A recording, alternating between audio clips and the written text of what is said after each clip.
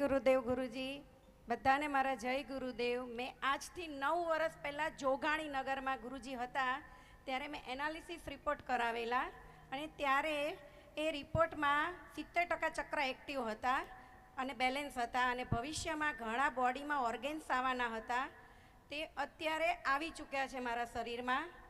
અને ત્યારે ગુરુજીએ મને ઘણી સાવચેતી આપેલી કે આવનારા સમયમાં તમને ઘણા બધા પ્રોબ્લેમ્સ આવશે, જે છે એ યાદ કરીને તમે ધ્યાનમાં રાખજો એમ.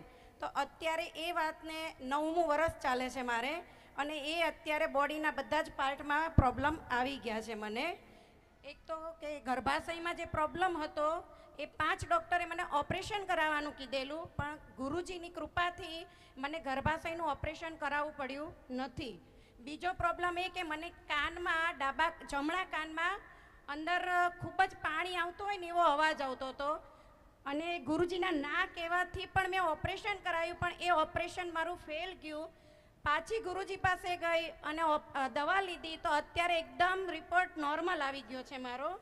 અને અત્યારે ગુરુજીના કયા પ્રમાણે મેં રિપોર્ટ કરાવ્યો, આજે સાંજે ગુરુજીને વાત કરી કે ગુરુજી મારે રિપોર્ટ્સ કરાવવા છે, તમે રજા આપો તો હું કરાવું. તો આજે બોડીની અંદર 95% 7 ચક્ર એક્ટિવ થઈ ગયા છે અને અત્યારે મને 22 વર્ષ જૂનો સંધિવા હતો એ રિપોર્ટ મેં ગયા મહિને કરાવ્યો તો 4500નો રિપોર્ટ થયો, પણ નીલ રિપોર્ટ આવ્યો.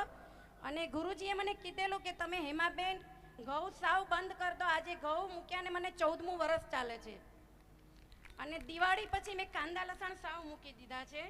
મને એમ પણ નથી થતું કે હું ખાઉં એમ. આજે દવાખાને જઈએ ને તો 3500 રૂપિયા કેસ ફી છે, જે અત્યારે સાવ મામૂલી ફીમાં આ રિપોર્ટ થાય છે.